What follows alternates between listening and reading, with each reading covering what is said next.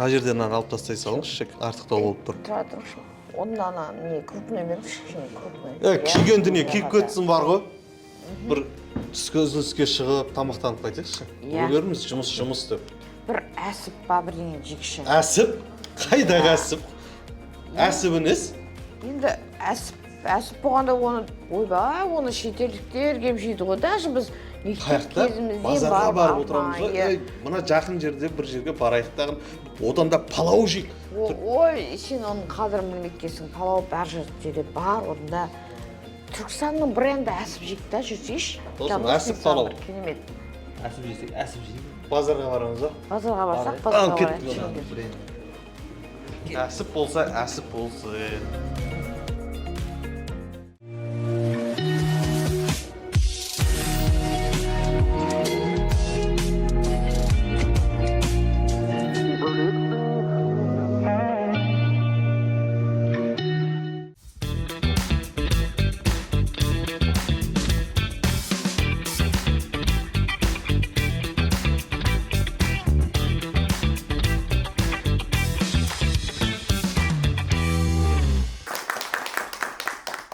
Мәке, Алматы десе, бұрынға бірден қош есті апорт келеді.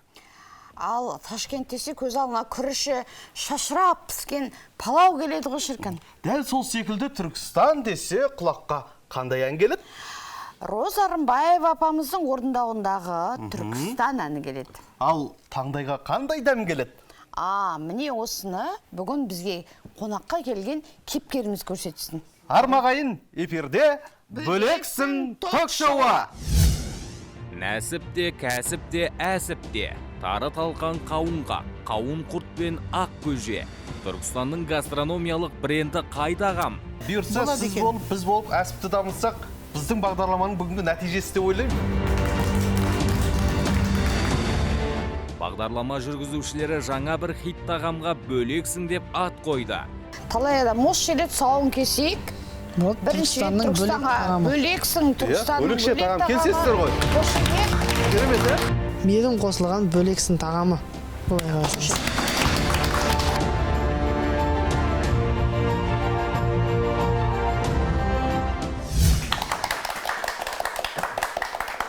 Ал ендеше, Мәке, көп созбай алғашқы кейіпкерімізді ортаға шақырғанды жөн көріп отырмын. Негізі көпшілігіміз енді сүйіп көретін дәмнің бірі, әдейі іздеп келетіндер де бар оны көпшіліктің арасында. Ол қандай тағам? Ол қандай тағам дейсіз ғой. Мен айтайын, ендеше көбіне базарда тұрады. Арнайы орны бар.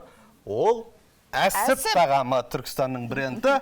Ендеше бүгін осы әсіпті кәсіпке айналдырған Ұлжан Алпамысова апайымызды қошеметпен қарсы алайық ортаға. Келіңіз. Ұлжан апай, қош келдіңіз. Келіңіз, жайғасыңыз. Ал, қош келдіңіз. Ұлжан апай, қош келдіңіз. Рахмет. Осы әсіптің қандай қасиеті бар екен деймді. Осы Алматыда, Астанада жүргендер, осы Түркістанның әсібай деп бізден сұрайды ғой үнемі. Қалай ойлайсыз, сіздің осы әсіпті кәсіп бастауыңызға не түрткі болды? 93 жылдары сол мен жаңа бала күтіммен үйде отырған кезде базарға шығып күнкөріс ретінде бастаған бұл кәсібімді. Қазір бақандай 30 жыл болды, осымен бала шаға бағып, осымен жаңағы өмір сүріп жатқанымыз. 30 жыл жалығып кеткен жоқсыз ба? Бір шек қарын тазалай беріп? Жоқ, жалыққан жоқпыз. Ұлжан Алпамысова, Түркістан қаласының тұрғыны, 23 жылдан бері ұлттық тағам әсіпті сатып нәпақа тауып келеді. Бүгінде әсіпті отбасылық кәсіпке айналдырып отырған жан. Күнге енді пайдасы тұрғасын жалықпайсың ғой? Жоқ, енді бастауыңызға не түрткі болды? Сұрады ма біреу біз сізден? Жоқ, өзіңіз жақсы көресіз ба? Өзім қызығушылықпен бастадым бірінші. Одан кейін сол күнделікті табыс түсіп тұрғаннан кейін шаршағанымызды ұмыттық, ол кезде жас едік қой. Ұмыттық, сонымен істей бердік. Қазір енді осы уақытқа дейін. Қанша жыл болды дедіңіз? 30 жыл болды. 30 жыл. Мінекей, қошемет. 30 жыл әсіп жасап жүрген апайымыз. 30 жыл күніге шек қарын тазалайсыз, әсіп дайындайсыз. Күніне қанша әсіп дайындайсыз? Есептеп көрдіңіз бе? 30 жылдың ішінде қанша әсіп дайындағаныңызды? Енді бір күндері ол сұранысқа байланысты. бір күндері 10 керсенге дейін дайындаймын, бір күндері ең аз 3 керсен дайындаймын. Тапсырыс көп пе, жоқ әлде жылдан жылға азайып бара жатыр ма? Көбейіп жатыр, наоборот. Сіз тек базарда ғана сатасыз ғой? Базарда сатушы қыздарым бар. Өзім сатпаймын қазір. Қазір 10 жылдай болып қалды. Сатушым бар, оны да сататын. Өзім үйде дайындап берем. Үйге іздеп келетіндер бар, Әрине көп. Оны үйде дайындаймыз деді ғой, қазір бізде арнайы бейнеролик бар еді. Үйінде дайындап жатқаны. Қалай жасалатын, неден жасалатын. Назар аударып болсақ, сұхбатымызды әрмен қарай жалғастыратын боламыз, 50-ді еңсерген Ұлжан Алпамысованың 25 жылдан бергі күнделікті жұмысы осы. Ғұмырының тең жартысын осы іске арнаған апамыздың әр таңы әсіп жасауға дайындықтан басталады. Алдымен ішек қарынды тазалап қайнатады, мұздатып шегіп, күріш араластырады. Қалауына қарай түрлі түсті дәмдеуіштер қосады. Өз есебінше бір жылда шамамен 14 мыңнан астам қойдың шегін пайдаланады екен. Тапсырысқа үлгере алмай жатқан сәтте жолдасы қол ұшын созып көмек береді. Әуелгіде әйелдің жұмысы деп қараған отағасы кейін бұл іске белсене кірісіп кетіп, бүгінде анау-мынау аспаздан кем әзірлемейді. Дәл қазір орталық базарда сауданың қызған шағы, қаз-қатар тізілген қазандарда иісі мұрын жаратын әсіп бұрқырап қайнап жатыр. Мұнда 25 шақты адам күнделікті табыс тауып отыр. Бір сыбағаның бағасы 500 теңге. Түркістанның әсібі қала қонақтар арасында да кеңінен танымал. Олардың ішінде осы бір таңсық ас үшін әдейі келетіндер де бар. Әсіп бүгінде ұлттық тағамдар мейрамханасының ас мәзіріне енген. Әлеуметтік желі пайдаланушылары ол жайлы әуежайға да сатылса, қала қонақтарына да кеңінен насихатталса дейді. Түркістандықтар әуежай құтты болсын. Шыға берісте әсіп сататын болса тіпті керемет. Бұл сонау 2021 жылдары телеарна алғаш рет ашылып атқанда түсірілген бейнелердің бірі. Таныңыз ба мен, апа? Алғаш рет өзім барып бір сұхбат алған ем. Бүгін мінекей тағы да бір сұхбаттасудың студияда сәт түсіп отыр. Көкем жағдайы қалай? Жақсы, Құдайға шүкір. Қазір де көмектесіп тұра ма, жоқ қойды ма? Жоқ, көмектеседі. Көмектеседі. Қазір келін қосылған енді үшеуміз. Сонда әулеттің кәсібіне айналды ма бұл? Иә, өзіміздің үйіміздің бренді атамағымыз бұл енді. Кісі келсе бірінші әсібімізді ұсынамыз. Любой кісіге. Келген құдаларым өз айтады. Маған ет асып та, етін керек жоқ, бірінші әсібін пісіріп қой, әсіп жейміз деп. Келген адамға бірінші әсіп береміз. Осы әсіп сатып үй алды деген рас па сізде осы 30 жылдың ішінде? Басында қандай үйде тұрдыңыз қазір? Басында біз бөлек шыққанда жалдамалы үйде тұрдық. Содан бастап істеп, 30 жыл бұрын. Одан кейін микрорайонда тұрдық, 2 бөлмелі домда тұрдық. Сонда да әсіп істеп, сол 4-ші этажда тұрғамыз. Сонда да сол 4-ші этажға апарамыз, әкелеміз күнделікті. Сол қазір енді жандос көрді, үйіміз бар, теке. Осы әсіптің арқасына жеттіңіз, Осы әсіптің арқасынан тағы неге қол жеткіздім деп айта аласыз? Балдарды оқыттым, балдарды үйлендірдім. Қазір 2 келінім бар, 2 қызым тұрмысқа бергем, 2 келінім бар. Енді Алла қаласа бір кішкентай ұлым қалды. Кешірім өтінемін, қалтаңызға үңілгендей болмайық, бірақ біреулер ойлайды да, сол әсіпте кәсіп па деп. Соларға айтыңызшы, бұл қандай табыс әкеледі жалпы? Енді шаршамасаң, ерінбесең, жалықпасаң, жаңағы бір үйді асырайтын нәрсе ғой енді. Асырайтын. Күнне қанша қойдың ішек қарны кетеді? Енді орта есеппен бір күнде кемінде 15 ішек қарны болады қойдікі. Мәссаған. 2 сиырдікі. Ал енді көп сойған кезде өзіміздің клиенттеріміз бар. Сол сойып дайындап не қойды, бір күндер 30 ішек қарынға дейін болады. 30 қойдың малын. 30 малдың ішек қарны көреміз. Ішек қарынды деп қалдыңыз ғой. Өздеріңіз тазалайсыздар ма, әлде арнайы қызметкерлеріңіз бар ма? Жоқ, өзім тазалаймын, бәрін өзіміз істейміз. Енді әсіп деп қалдыңыз ғой, жаңадан бері бізді көріп жатқан басқа облыстағы көрермендер түсінбей қалмасын, бұны кейбір жерлерде божо деп атайды. Дейді екен, иә. Осыны бір әлеуметтік желіге салғанда, бұл қандай әсіп, қай жерде сатады деген сұраныстар көп болды, негізі сұраулар. Соны толықтырып айтып өтсеңіз, жалпы үйде істейсіз. Жаңа үй деп қалдыңыз ғой, айтпақшы. Үйді сатып алдыңыз ба, жоқ әлде осы әсіптің арқасында салдыңыздар ма басынан? Шамалы жаңа бітпеген тамалдық, сонымен бітіріп алдық қой, қазір үлкейтіп алдық қой. Ал одан бөлек осының арқасына көлік алған, сондай жағдайларыңыз бар ма? Жағдайымыз 4-1 істейсіз ғой. Құдайға шүкір жағдайымыз. Бала шағам өскен екен, Аллаға шүкір. Сіздің үйіңізде қазанның асты өшпейтін шығар онда, өшпейді. Бірінші күн демаламыз ау деген кезде, о күнде заказ болып қалады. Ол күнде де өшпейді. Қанша сағатта? Анда-санда бір өзіміз жаңағы қонаққа барғанда бір жаққа баратын жағдайлар болады. Сондай кезде ғана тапсырыс алмаймын. Істемей қаламыз бір 3 күнге дейін, бір аптаға дейін ары кеткенде бір болады ғой енді, не болғаннан кейін. қаза болған кездерде болмаса істей береміз. Сіз сол сұхбаттардың бірінде бір ары кетсе 3-4 сағат ұйықтаймын, қалған уақыттың бәрінде тірлікте келедіңіз. Иә, ол кезде самал жас еді, ол кезде келін жоқтығын, өзіміз тек қана екеуміз ғана жасайтынбыз. Қазір ұлдар өсті, балдарым өсті, қыз көмектеседі, келін көмектеседі. Енді қазір Қолы зарды дейсіз қол ғой. зарды ғой. Бұрында шынымен ақ түнімен жаңағы бала шағаның бала жас кезде рас ұйықтау деген онда ұйқыны ұмытатын едік. Жаңағы түнімен жаңағы бала шағаның кір қоқысын жуасын, жаңағы күз кезінде банкі жабасын, мүлдем ұйықтамайтын кездерде болған жас кезімізде. Қазір енді оған қаяқтан қолымыз қазір сол кезде қай жерге барғанда сол жерде ұйықтап қалатындығым. Жаңағы қонаққа барғанда да шаршайсың ғой енді. Сол кезде бір ұйықтап алып, құс ұйқын ұйықтап алып, үйге келіп жұмысымды істеп жүре беретін едім. Түркістанның бренді деп айта аламыз ба? Айта аламын. Мен айта аламын. Бренд ғой енді. Брендке жатады деп. Өйткені жатады ғой, өйткені шетелден адамдар келіп жатыр. Мысалға Атыраудан Ақтөбеге, Атырауға, сосын кейін Астанаға, Алматыға өз клиенттерім бар. Морозилке салып, 3 күн мұздатамын, мұз болып тұрғаннан кейін, сосын кейін индирайверге салып жіберемін, автобустарға салып жіберемін, өздерге алып кетеді сондайлар енді. Сосын кейін ойлаймын, бренд қой деп ойлаймын өзім. Қазірдің өзінде сүндет той, ауызашарда, обязательно ауызашарда енді ол бір күн демалыс уақытым жоқ. Мен ауызашарда баратын жерін бәрін қысқартам, тек қана жұмыс істейміз ауызашарда.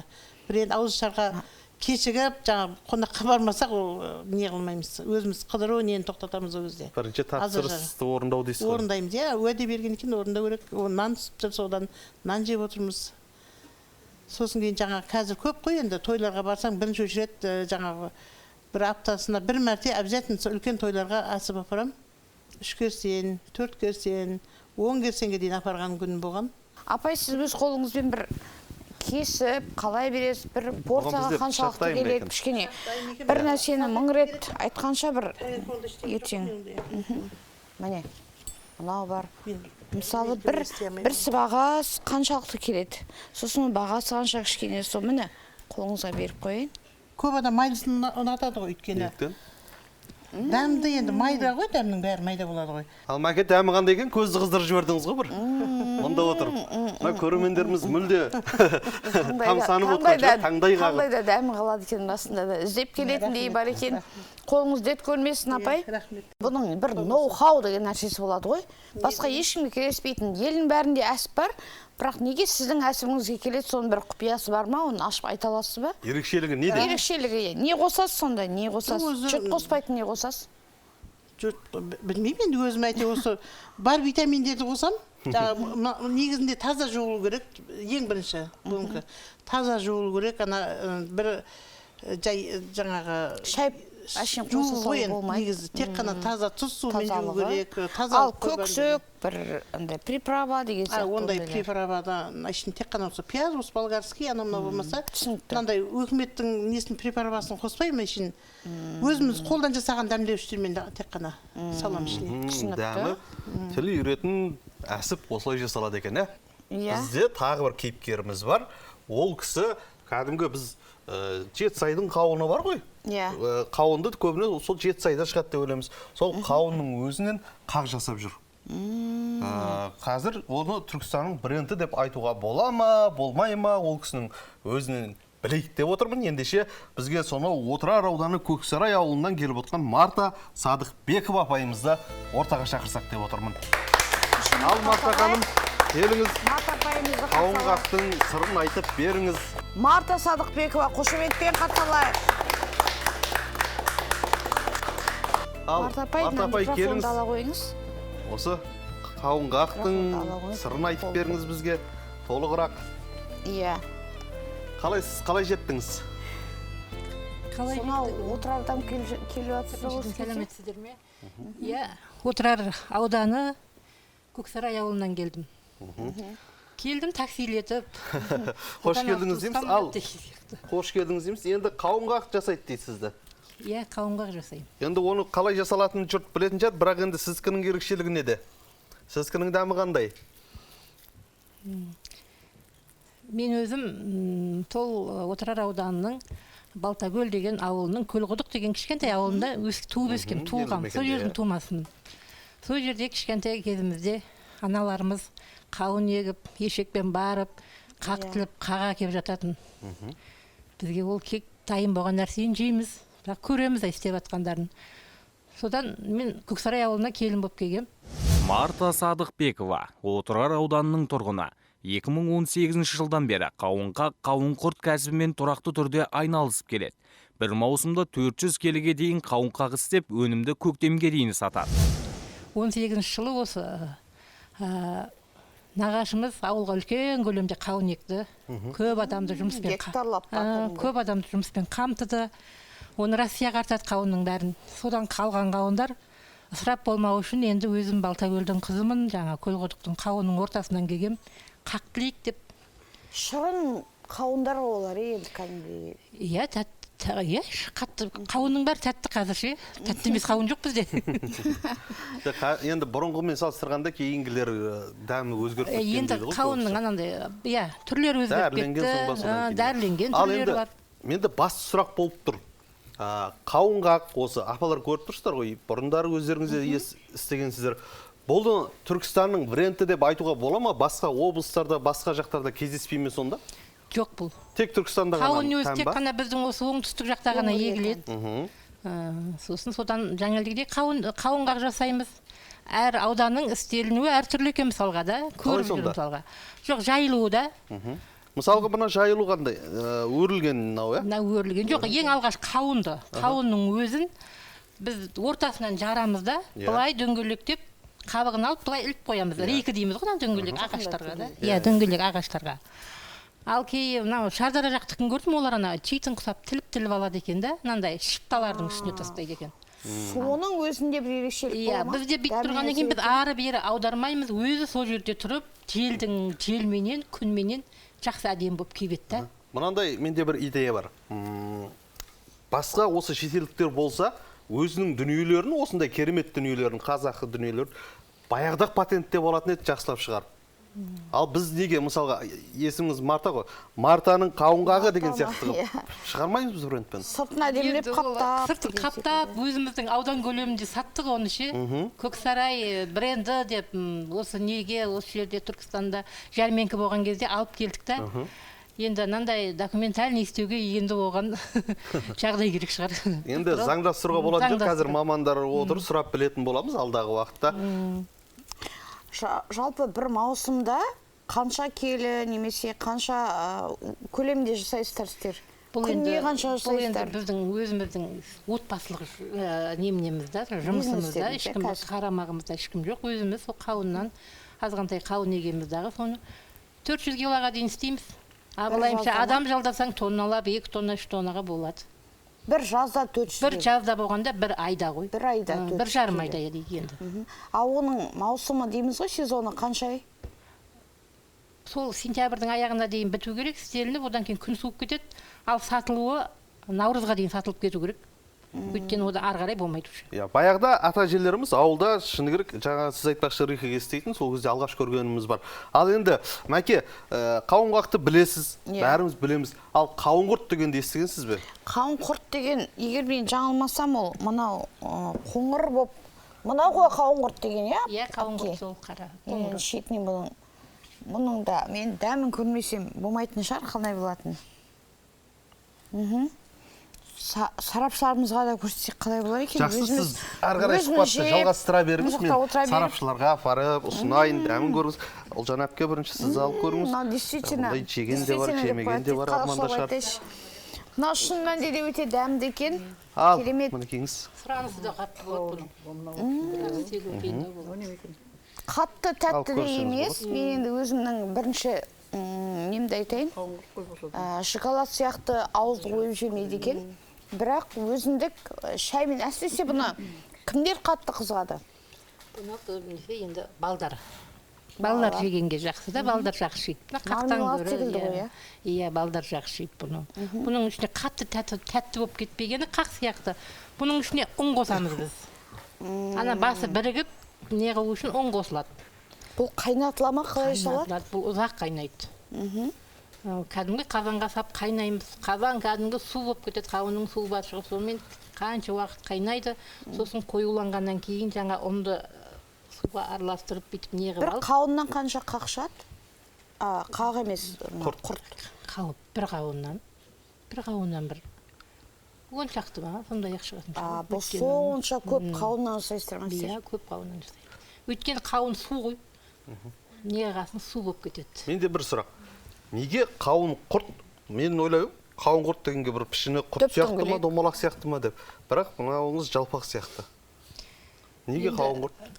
Домалақтап құяды бұны. Кепкесін осындай жалпақ болады, қасықпен құйылады. Қауын құрт деп.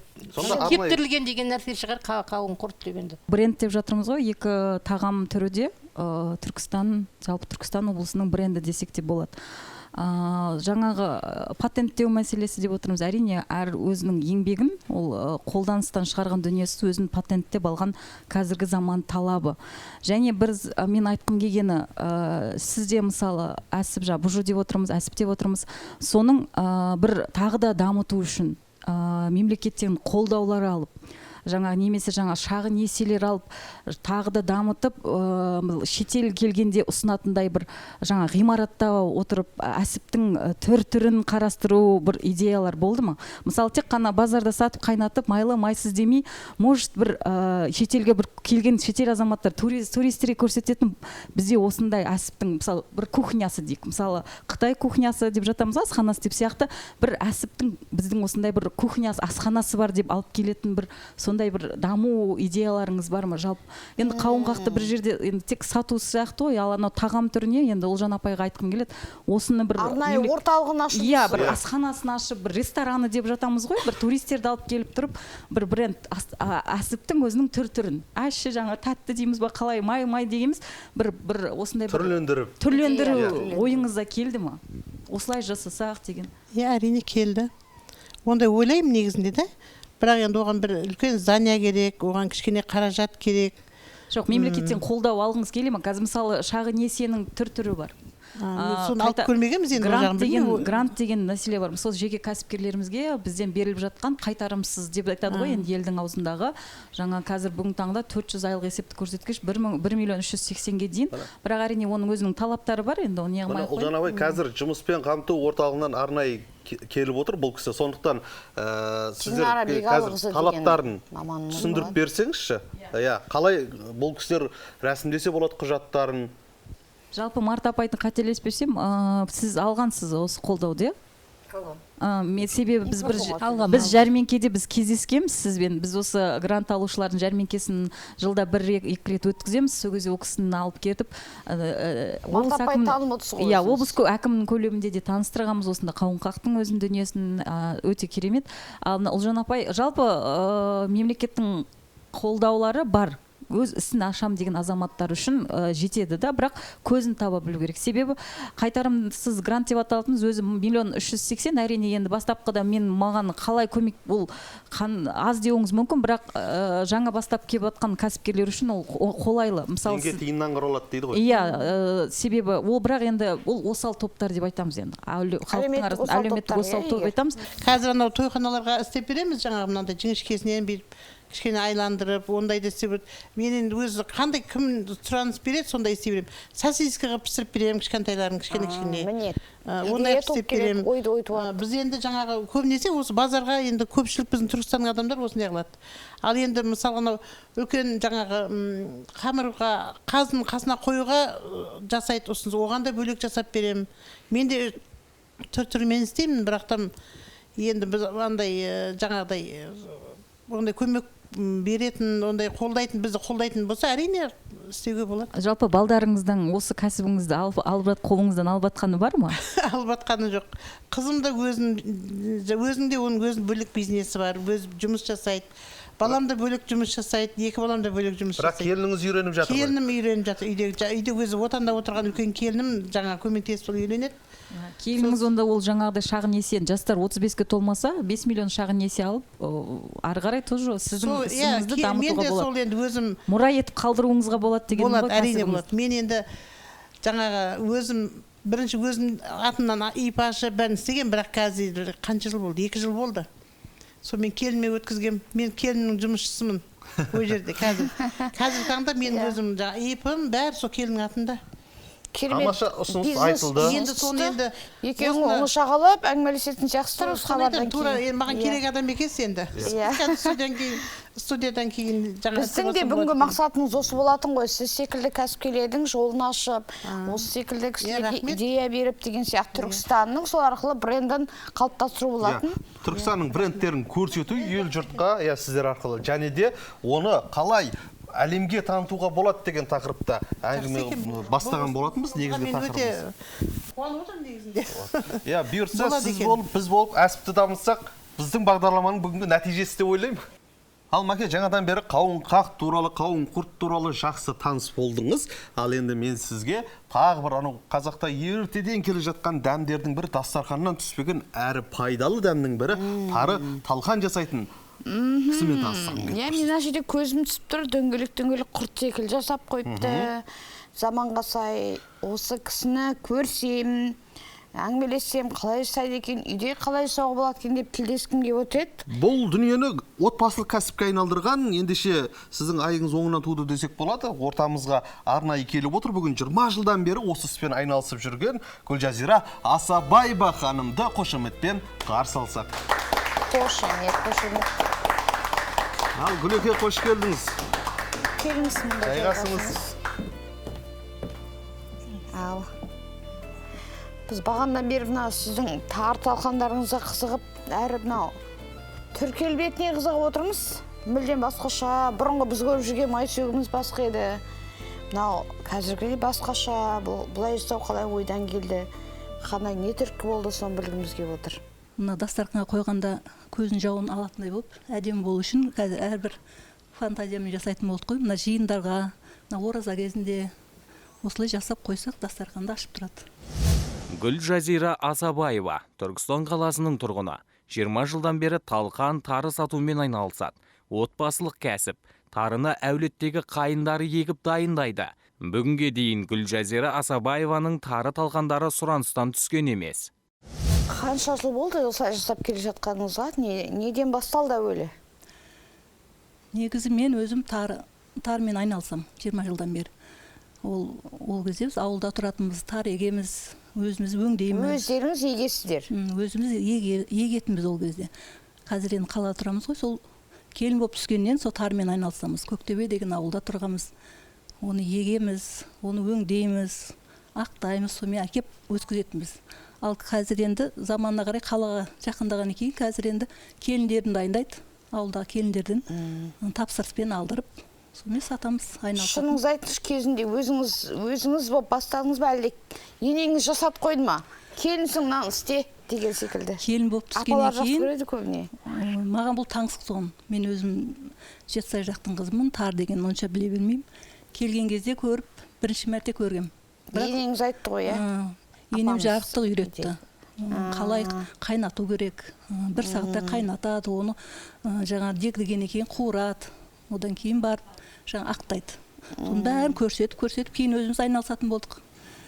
Қанша жыл осыларды егіп, өндіріп, базарға кеп өткізіп, бала шағаны бағып жүрдік. Кейін қазір енді өзіміз алып, келіндер, қайындарымыз егеді.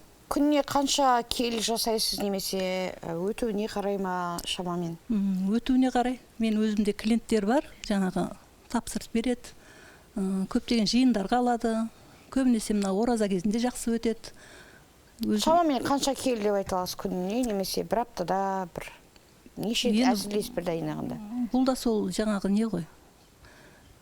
Маусым дейді ғой, сезонына байланысты, сол ораза кездерде өте жақсы өтеді. Тарда, талқанда. Былайша уақытта тапсырыспенен береді. Шамамен мынанша келі деген нәрсе бар ма? Енді 100 кило, 200 кило өтеді. Ойламастан. 100 келі, 200 келі тары. Оның қандай, бейнеті қандай енді оның? Біз білмейтін. Бұл тарының өте еңбек ауыр. Өте бұл жаңа еккеннен қапқа түскенге дейін еңбек қой. Мәссаған. Оны егеді, суғарып өңдегеннен кейін оны бастырып, тазылап, қапқа салып, мынандай дайын өнім қылғанша жатқан еңбек. Еңбек өте ауыр. Піскен тары, шикі тары деп жатады ғой теория? Әрине ол шикі тары деген ол кәдімгі пішен ол. Жаңағы қайнатылмай, қуырылмай, өзін түйіп, талқан қыпта өзіңіз түйесіз ба? талқан бәрі тапсырыспен алдырам. Қазір тапсырыспен алдырасыз. Тапсырыспен алдырам, осындай керек, осындай деп жаңағы маған тапсырыс береді ғой. Соған байланысты алдырам. Ал енді қазір заманға сай барлық нәрсені әлеуметтік парақшаға да салып жасайды ғой. Жарнамалап. Иә, жарнамалап, ондай әлеуметтік парақшада тары, талқан деген сияқты парақшаларыңыз бар ма? Өздеріңіз жарнамалайсыздар ма? Қалай клиент табасыздар деген сұрақ туады ғой. Тек қана шығып базар сатасыздар болды ма? Жұрт қайдан білесіздер? Сол өзіміздің алып жүрген клиенттер келіп алады. Сарафанный радио деп тұр ғой бұл кісілер. Ал Ырыс апай, сізде мынау тары, талқан деген таңсық дүние болып тұрған жоқ шығар? Енді тары мен талқан деген біздің қазақтың заманнан келатқан біздің қазақтың өзіміздің тағамымыз ғой ол. Кеше енді жаңағы мынау сіңірім айтқандай қақ дегені, қауын құрт дегендері біздің кеше бала күніміздегі Түркістанда бұндай қазіргі замандағыдай ауқат жоқ болған, бидайды төгіп салқан қылып, тарыны ақтап, оны жаңағы қайнататын болатын алдымен, одан кейін оны қуырып алатын болған, оны жаңағы келіге салып түйетін болған. Қазіргі енді қарап отырсаң, келімен түйіп отқан жоқ, аппараттармен түйіп отқан сияқты ғой енді қазір тарылар. Сол себептен енді бұл айналдырғанда қазіргі таптырмайтын ауқат. Кемде кем ауқат қазір. Бұны біз жастар жаңағыдай оразаның уағында сол уақыттарда пайдаланбаса, қазір оны пайдалана бермейді. Кәрі кісілер жаңағыдай пайдаланып жатыр. Қарап тұрғанда енді таптырмайтын осы бренд деген осы. Талқан. Менде бір сұрақ. Неге тек ораза кезінде ғана іздейміз бұны? Сол енді соны айтып отырмын, сол проблема болып тұр ғой енді. Неге әр үйдің дастарханында тұрмайды? Сонда тапшы ма, қиын ба? Енді көп жаңағыда мына Қызылорда облыстарының ар жақ бер жақтарында бүгінге шейін сүтке шайға салып тарына сүтке шайға демдеп қосып ішетін жерлер бар. Біздің баяғы заманнан келетқан, ата бабадан келетқан тағамымыз бұл. Бұл жоғалу мүмкін емес енді әрине. Ауызашарларда болмаса бір құрандарда көбіне жейміз. Негізі көбіне дастарханда тұра бермейтін зат деп ойлаймын. Неге тұрмайды? Өзінің бір орны сондай жерлерде сияқты. Таңсық. Ал егер... Бұны көрген кезде жалпы сондай құрандар болмаса бір ауызашарлар есіме түседі. Әрине шындығын айтып жатыр ғой. Бірақ күнделікті дастарханда тұрса жемедіңіздер? Әрине. Бүгінгі келіп отқан қонақтарға еңбектеріңіз еселене берсін деп айтқым келеді. Бұл еңбектеріңіз адал. Себебі көп тірлікті, көп уақытты талап ететін тағамдар. Жалпы қазағымыздың осындай тағамдары, осындай дәстүрлі тағамдарын жасайтын адамдарымыз көп болсын. Түркістан жайында сөз қозғаған кезде менің ойыма ең алдымен Наурыз көже есіме келеді. Себебі бізде жылда, Наурызда, Тайқазанда өздеріңіз білетіндей 7 түрлі дәм қосылып Наурыз көже жасалады. Осы. Ал қазіргі біздің тары осы ұлттық тағамдарымыз жайында айтып өтетін болсам, өте керемет. Бізге күшті керемет үлгі беріп жатасыздар. Талқан жайында айтатын болсам, тек бізде де сондай ауызашарларда ғана көреміз. Жаңа қызымыз айтып қалды ғой. Көже деген расында Түркістанның көжесінің орны бір бөлек қой. Салқын көже. Менің ойымша ол тек жазда ғана емес, осында кезде де жыл 12 ай тұра береді, Енді базарға бара қалсаңыз қаз қатарынан жаңағы біздің әсіп секілді, одан кейін қасына шашлик тұрады, кәуап, қазақша айтқанда, одан кейін міндетті түрде қаз қатар көже сатып жүреді. Салқын көже де өзі айқайлайтындар да бар сол жерде. Ал сен оны велосипедпен сатып жүретін апайды көріп пе едің? Аралап та? Иә, аралап. Велосипедті білмеймін, әйтеуір бір қол арбасына алып, үлкен 40 литрлік ыдыспен бүйтіп сүйреп жүреді ғой. Жоқ, қазір креативті апаларымызда шыққан. Тіпті велосипедпен жүріп сатады. Көрсетейміз бе? Қызық екен, өзіме де қызық болып көрейік. Сіздер көргенсіздер ме? Велосипедпен. Ендеше көрейік. Бізге бүгін велосипедпен жүріп көже сататын, көжесінің дәмі қандай. Алтын Арынова деген апамыз келем деп еді. Студиямызға келген апайымыз қарсы алайық. Ендеше Алтын Арынова өзінің велосипедімен келді. Қарсы алыңыздар. Hoş geldiniz apa. Canım, apam. Allah. Keliniz. Keremет. Массаған. Апа, артқа жүріңіз, артқа. Керемет па? Артқа жүріңіз. Артқа, кішкене парковать етіңіз дұрыстап. Парковкаңыз, иә. Дұрыс. Мына жерге қарай. Жылдамдықты асырмай жеттіңіз ба? Қалайсыз, жағдайыңыз қалай? Қалай жеттіңіз? Жақсы, шүкір Аллаға. Аман есен, Жақсы ат жеттім. көлігіңіз аман ба? Иә, аман есен. Апа, неге велосипед? Енді бұл маған өте көмекші, менің көмекшім. Мен әрине үйден алып шығамын, үйден алып келіп сататын жеріме жеткізіп отырамын. Ал бұлай мен оны көтеріп келу мүмкін емес қой енді. Иә. Бұрын әрине 5 литр, 10 литр сатып, ол кезде қолмен ақ көтеріп әкеле салушы едік. Енді қазір ішетін халық та көбейді. Істеп атқан кәсібімізде шамал үлкейіп жатыр. Енді үлкен болып асып кетпесе де әйтеуір өзімізге лайықты. Сондықтан осы великті өзіңіз отырасыз көлік. Иә. Артыма көжемді салып аламын, ыдыс табағымды салып аламын. Бұл жерге 30-40 литр. Мәссаған қошемет. 30-40 литр. Алтын Арынова, Түркістан қаласының тұрғыны, жасы 67-де, байырғы акушер-гинеколог. Зейнеткер бүгінде велосипедпен қаланы аралап жүріп көже сатады. 30-40 литр дегеніңіз қанша сағатта сатылып бітеді? Ол 4-5 сағатта сатылады. Қай аумақтарда жүріс негізі көбіне? Көбіне сол керуен сарайда. Енді керуен сарайда жүріп сататынмын. Енді қазір өйтіп аралап жүріп сатпаймын. Енді бір жерде отырып, орнықты жерде отырып сатамын. Сол жерге келіп, өзі тұрақты балаларым бар, үлкен қаладан, басқа шетелден де келеді қазір. Соның бәрі келіп ішіп, дәмін көріп, қазір үлкен брендке айналдым десем де болады. Апамызды қалған әңгімесін отырғызып айтайық. Қазір мен сұрайын дегенім, апа, мынау енді 3 аяқты белдікті мен бірінші рет көріп тұрмын, бала кезде айдағанбыз, оның үстіне несі де басқаша екен, қарап тұрсақ. Қайдан істеттіңіз? Әлде арнайы істеттіңіз ба? Мүмкін сатып алдыңыз ба? Сатып алдым. Токпен де жүреді. Былай да жүреді. Токпен де жүреді. Зарядтап қоямыз кешке. Таңертең айтып кетемін. Анау зарядтап қоямын дедіңіз ғой, қуаттап. Қуаты таусылып қалғанда жолда қалып кетпейсіз ба? Жоқ, жолда қалмаймын. Кәдімгі велик ұстатып айдап жүре берем. Қолда қалмаймын, жолда қалмаймын еш уақытта. Ал жақсы ендеше сұхбат тұрған тұлпарыңыздан түсіңіз енді, мына жаққа жайғасыз. Тұлпарыңыз жолда қалдырмасын сізді. Ал мен жайлап бір шетке қояйын. Апа, сіз сонда қазір сонау керуен сарайдан осы велосипедіңізбен келіп тұрсыз ғой, иә? Иә. Қасыңызда көмекшіңіз бар ма енді? Енді ұлым бар, екеуміз келдік. Ал негізі неше жыл болды бұл көжені сатып жүргеніңізге, сол әңгімеден бастасақ? 4 жылдай болды.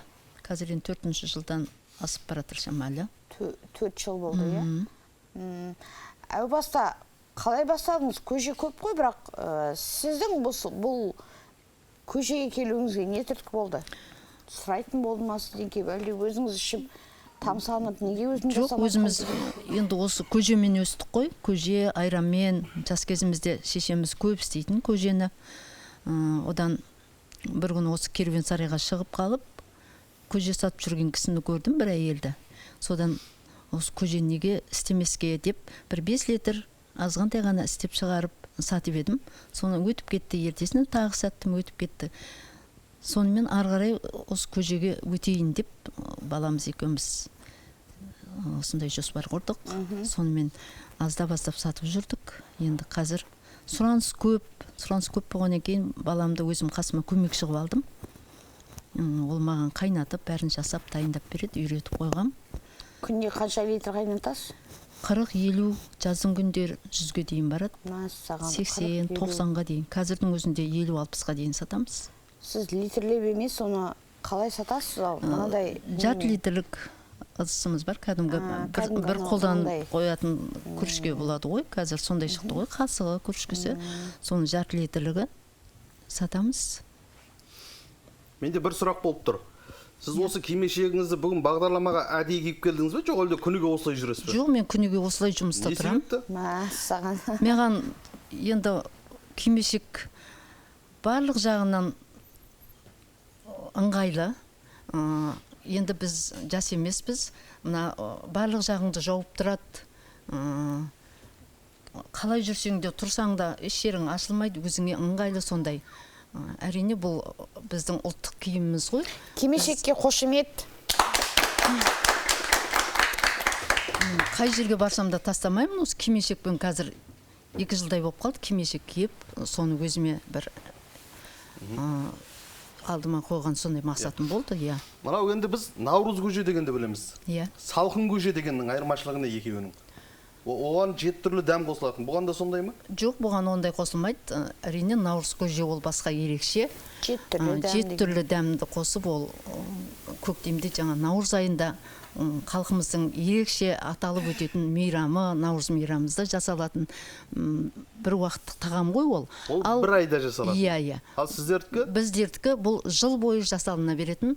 Жаздың күні салқын көже, енді қазір қыстың күні жылы көже. 12 ай бойы тоқтамайды. 12 ай бойы мен тоқтамай сатамын. Саудасы тоқтамайды екен. Қараңызшы енді, салқын көже деген түсінікті, ыстық көже деген қалай болады? Жылы көже, бұны кәдімгі мұздатқышқа салмаймыз, сол жылы күйінше айранымызды, құртымызды қосып дайындап баламыз екеуміз. Ерте бастан таңғы сағат 5-тен тұрып соны дайындаймыз.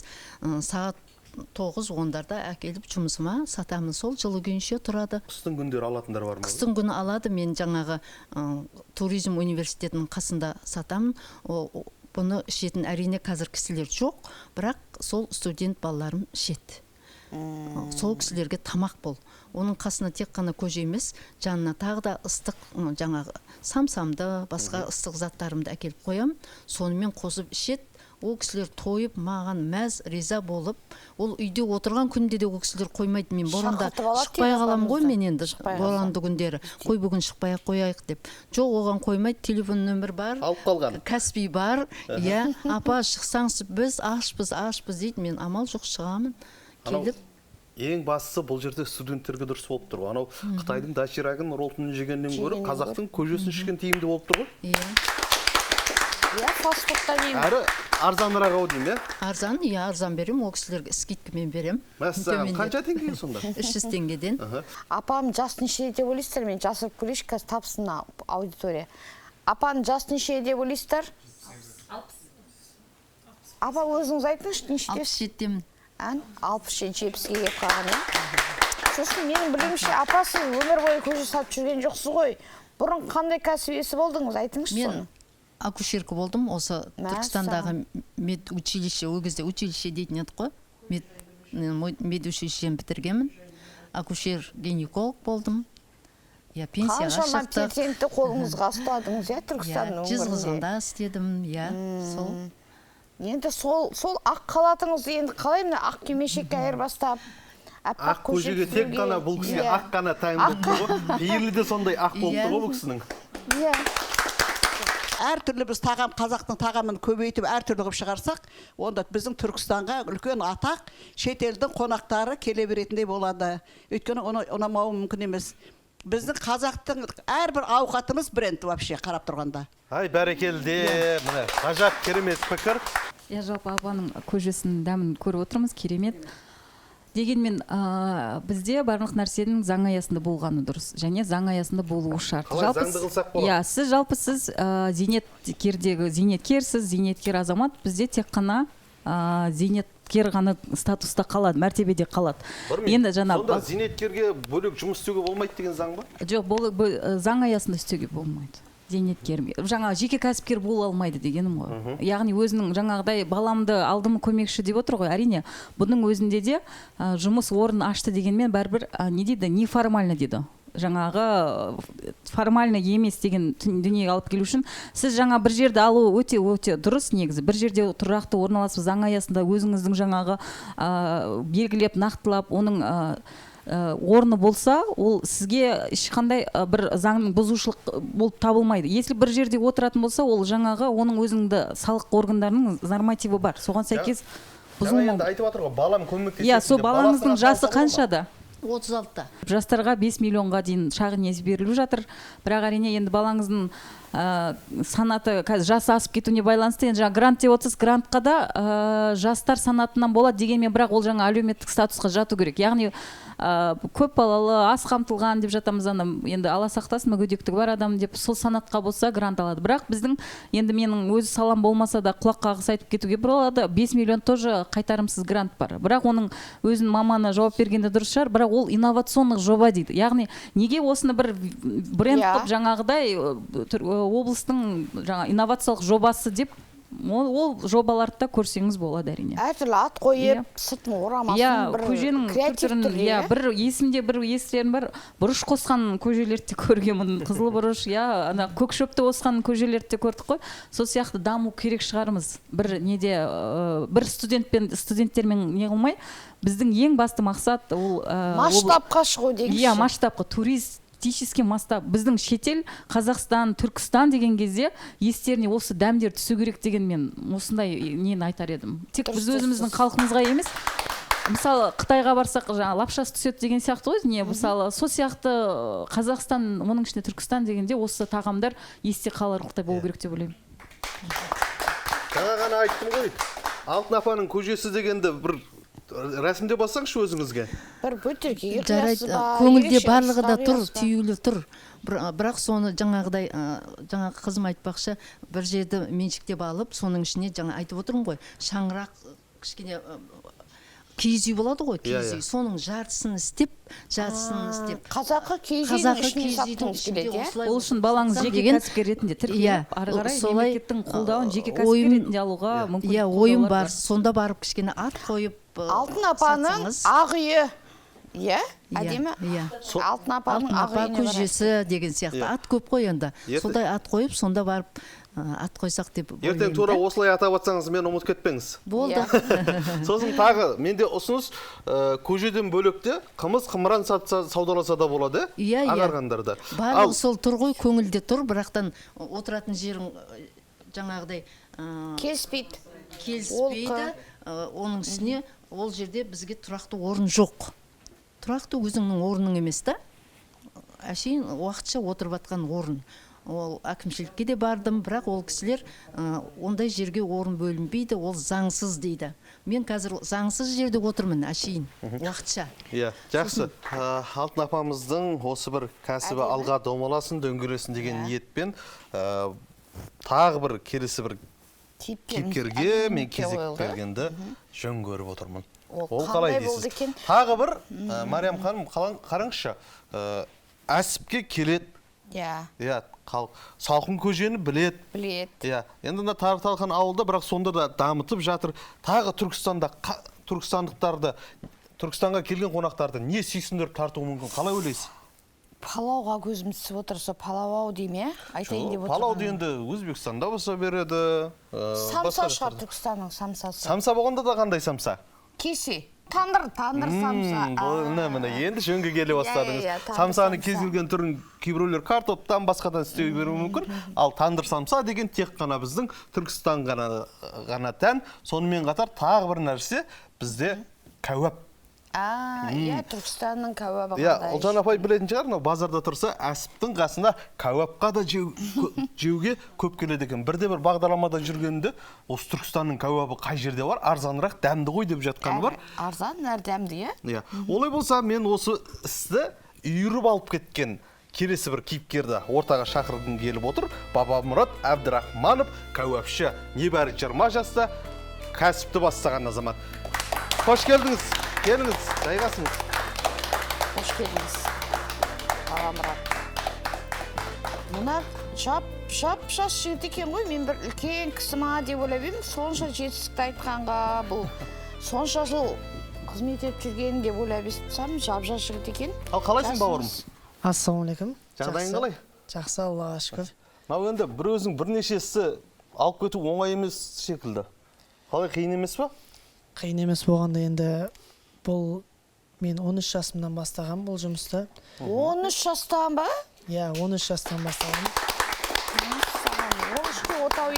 Бабамұрат Әбдірахманов, аспаз, Түркістан қаласының тұрғыны, жасы 20-да. кәнігі аспаз кәсіпкер, жеке дәмханасы бар.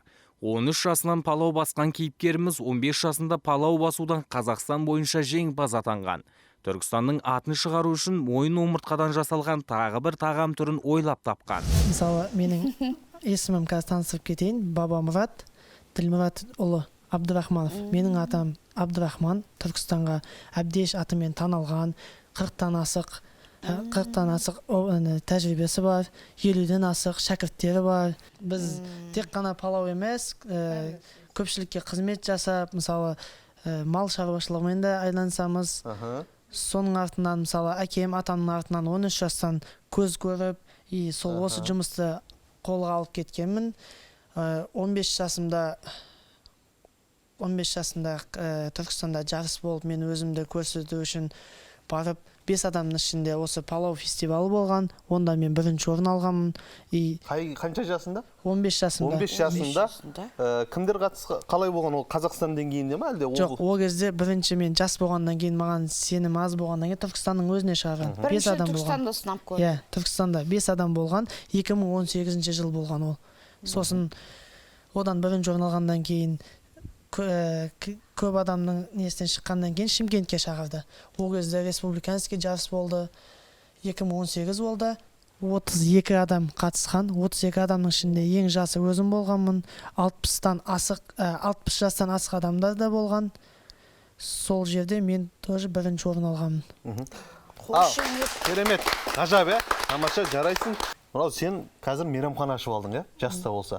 Осы мейрамханаға Түркістанның кәуабын, Түркістанның тандыр самсасын арнайы іздеп келетіндер көп па? Иә, біз қазір ашқанымызға... Қаншалықты жиі сұраныста? Ашқанымызға көп те болған жоқ. 6 ай ішінде уже біз үлкен жетістікке жеттік. Оған біздің үлкен көмегі тиген атам, әкем, мамам, біздің Айыз ағам бар. Отбасылар. Иә, отбасыларымыз. Сол жерде бірінші біз палау болғаннан кейін фишкамыз палау орталығы Gold Plov деп аштық ол жерде. Клиенттердің көбісінің талғамынан шыққаннан кейін қазір бір күннің өзінде 400 адам тамақталады ол жерде. Кем дегенде. Тек қана палау? Жоқ, тек қана палау емес. Бізде тамақтардың түрлері көп. Енді фишкамыз палау. Асылыны көп адам осы палауға бола, даже Шымкенттен келіп жатқан адамдар да бар. Түркістанға Шымкенттен бола келеді. Шымкентке палауға бола келеді. Палауға бола келеді. Жоқ, басқа жерлерден де келеді, Алматтан. Біз енді келі Түркістан болғаннан кейін туристер көп келеді бізге. Сол керуенсарайдан келеді, туристер келеді, автобуспен адамдар келеді, соларды күтіп аламыз. Қанша келі палауларыңыз өтеді? Күнде дәл қазір бізде 35-40 килограмм палау кетіп жатыр. Ол 3 қазан, 4 қазан басылады. 3-4 қазан жай өтеді. Сенің қолынан шыққан тағамға таңданып, тамсанып, дәм татып кетеді. Иә, сондай. Палау ғана басып жүрсіз бе? Жоқ, жаңадан енді сіз креатив, жассыз, 13 жаста палау бастыңыз, енді палау басып жүре бермей, өзіңіздің ойыңыздан бірдеңе қостыңыз да бір тағам жаңадан? Иә, бізде қазір... Мына жерде мен бір аты-заты бөлектеу бір тағам көріп тұрмын, жаңылмасам. Мына бауырсақ па, жан-жағындағы не дөңгелек болып тұрған? Иә, ортаға барып түсіндірейік. Осыны түсіндіріңізші. Жоқ, бұл тағам... Қандай тағам бұл? Маған бұл бөлек тағам болып көрініп тұр да, әлде бұл... Иә, бұл тушеная ше деп айтылады. Аты жоқ қой, былайша айтқан кезде бұқтырылған мойын омыртқа. Былай қарасам, қазір қазан кебап дейміз ғой, қазір картобы бар, соған ұқсайды екен жобасы. Біз көп адам сөйтіп ойлайды, бірақ бұның ерекшелігі бұл 2 күннен асық мариновка жасалып тұрады. 6 сағаттан көп қазанда бұқтырылып тұрады. Бұл қазір... Аты қандай? Бұл өзіміз әлі ат қойғанда тушеная ше деп айтамыз. Бірақ ат қойға бола ма енді бұған жаңадан? Иә, қойға болады. Онда осы жерде бір ат қойықты Түркістанға қатысты. Кімде қандай идея бар? Ой бар? Менде бір идея бар. Бұл бағдарламамызға келіп, біздің де бір үлесіміз болсын. Бұл тамақтың аты бөлексің болса қалай болады? Бөлексің дейсіз ба? Бөлексің деп. Бөлек қой расында, ешкім ешшере... Басқа тағамдарға ұқсамайды. Иә, ұқсамайды. Мен оны әлі Қазақстанда көрген жоқпын. Осы жерде тұсауын кесейік. Түркістанның бөлек тағамы. Бөлексің, Түркістанның бөлек тағам. Келсесіздер ғой. Қошемет. Керемет, Дүниеге жаңа тағам келді. Мынау, ертең, бірақ мына осы жерде ғана айтылып кетпесін, ас мәзіріне қосып қой, бөлексің деп. Иә. Қандай тағам деп сөзі елең етеді? Түркістанның бөлек тағамы деп қоямыз, бола ма? Иә. Енді бұл тағамды қазір бүйтіп көрген кезде қалай екенін біле алмайсыздар сіздер. Соған Айзаға көмектесіп ішіне ашып, шашып көрсетсін. Мінекей сіздерге осы сәтте жаңағыдай пайдаланып неғыла беріңіздер. Ал мен Айзаға біздің бас аспазымыз. Қошеметтеріңіз.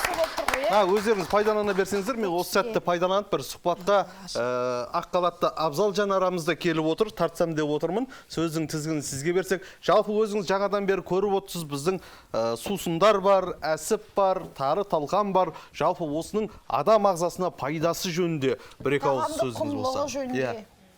Қаншалықты пайдалы? Жент келіп жатыр, құрт келіп жатыр, ірімшік келіп жатыр, ет тағамын айтпай кетуге болмайды бұл жерде. Еттің өзінің дайындалуын барлығы мен басқа елдерден көрі қазақ елінде өте керемет дайындалады деп сенемін. Оның дайындауының өзінде бір негіз жатыр да, сол қалайша дайындағанына байланысты оның дәмділігі сонда, маңыздылығы сода болып келеді. Сол етті тағам дайындағанына байланысты, мысалға бізде адам организмінде өте жаңағы энергия көзі деп айтамыз ғой, күш беретін, қуат беретін адам бірде-бір минутта, секундта оттегісіз жүре алмайды. Сол оттегіге алып келетін ет деп айтамын да, мысалы, оны неге десеңіздер, біздің етіміздің құрамында темір элементі өте көп болады. Сол темір элементі гемоглобиннің құрамына ене отырып, организмнің барлығына оттегін тасымалдаушы қызметін атқарады. Сондықтан да ет біздің ағзамыз үшін өте маңызды, пайдалы қызмет атқарады. Осы еттің гемоглобиннің арқасында, оттегін тасымалдауының арқасында біздің орталық нерв жүйемізде, жүрек қан тамыр жүйесі өте өзінің қызметін орынды жұмыс жасап жатыр. Мысалы, бұрынғы кезде, мысалы біз қазір айтамыз, медицина саласы өте дамып жатыр, өте жаңағы біздің инструменталдық тексерулер, лабораториялық тексерулер барлық күшейе бардыр.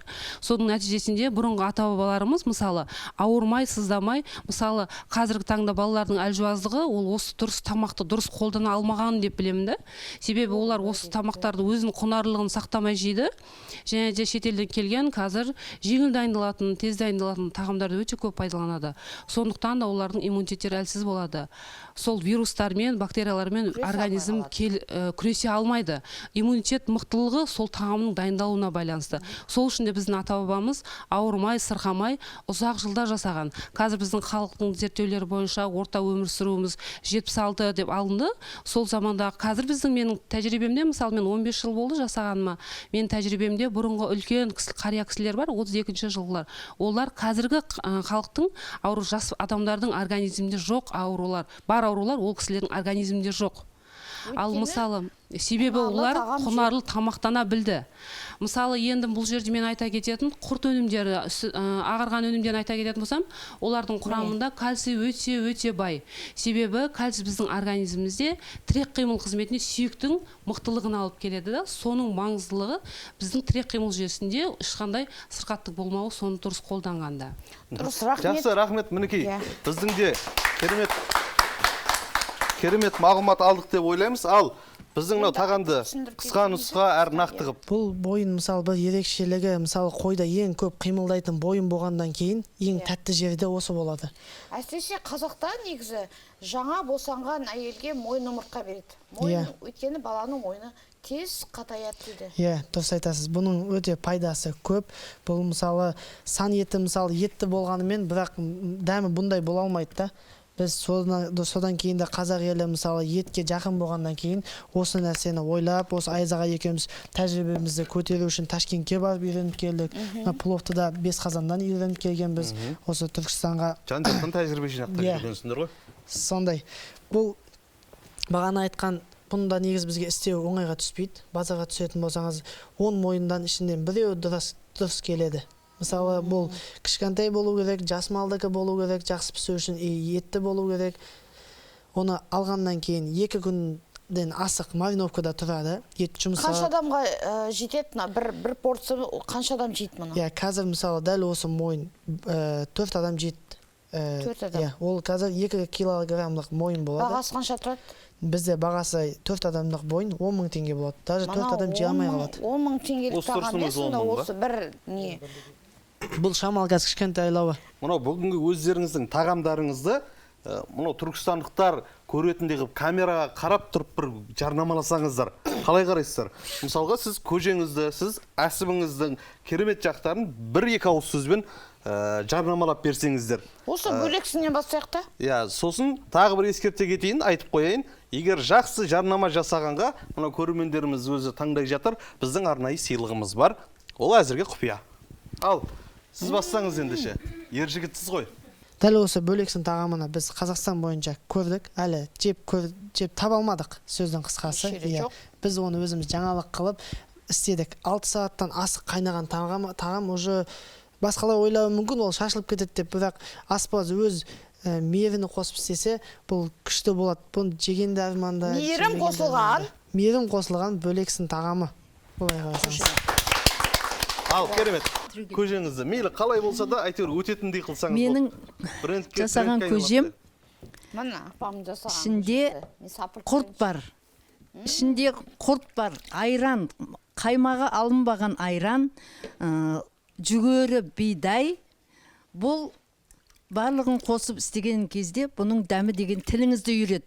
Бұның адамға пайдасы, енді оны айтпаса да білесіздер, бұның пайдасы өте көп. Әрі сусыныңды қандырады, әрі тамақ.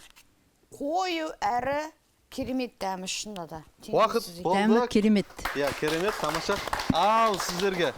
Менің жарнамалайтыным тар талқан ешқашан ұмытылмасын, жастарымыз жеп үйренсін. Бұның пайдасы орасан зор. Бұның ішінде майы бар. Бұда цинк деген элемент бар екен негізі тарда.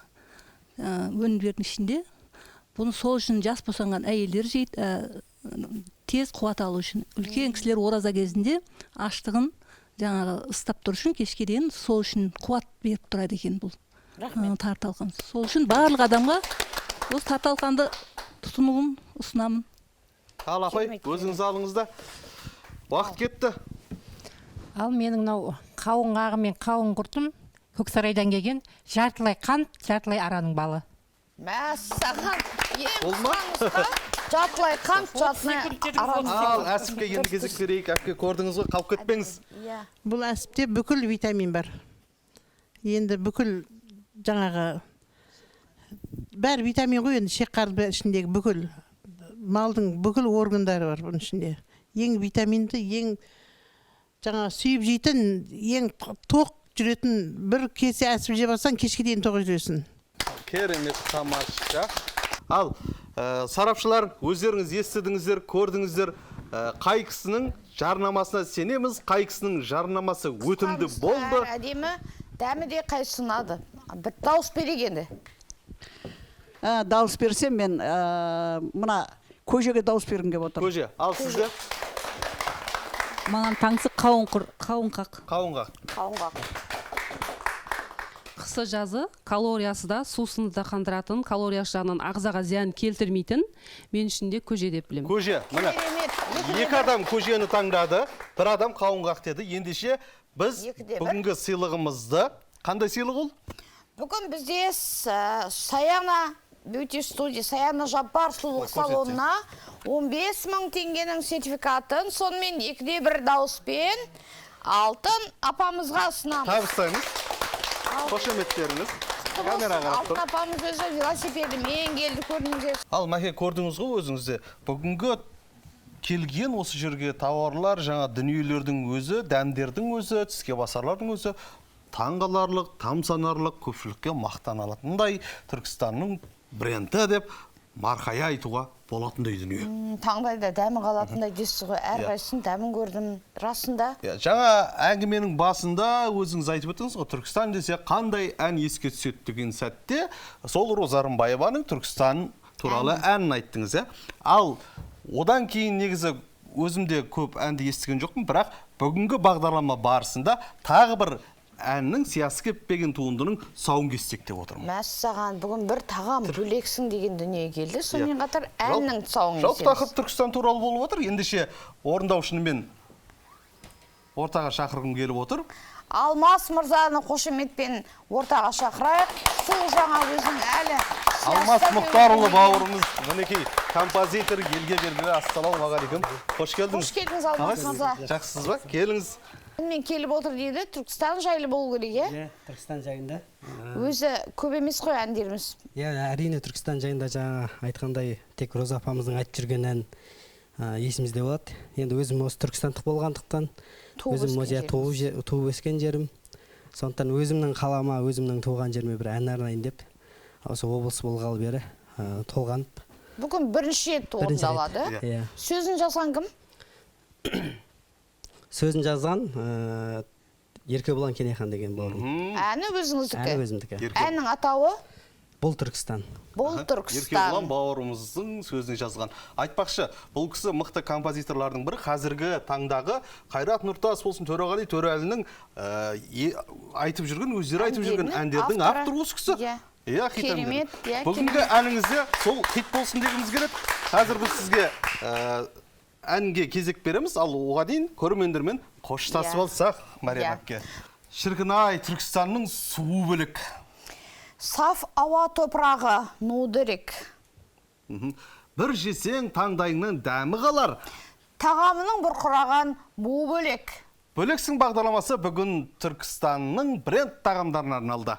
Келесі кездескенше аман сау болыңыздар.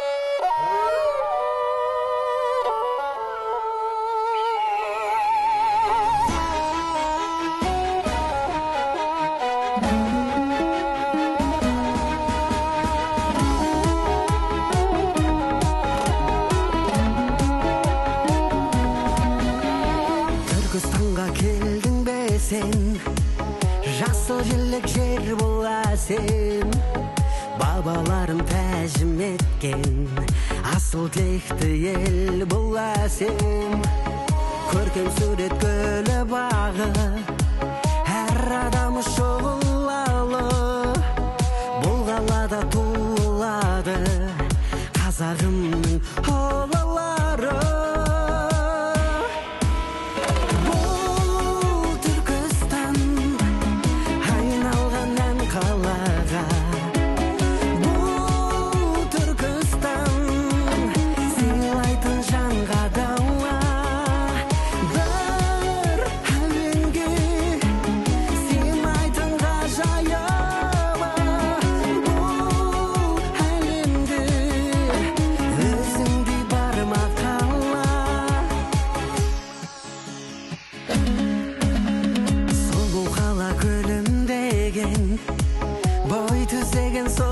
Жерден бар түркінің анасындай жүрегінен жолы берген тарих тұнған топырағы өлең болып оқылады.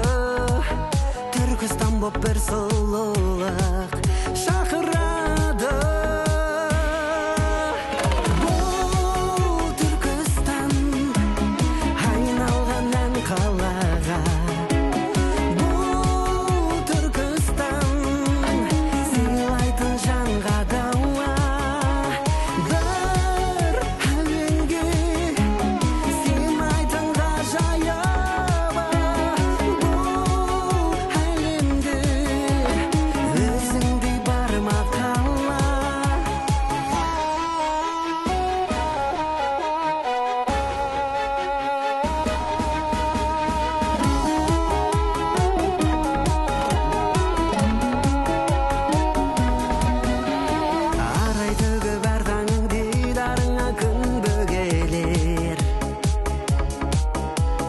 Түркістанның торғаның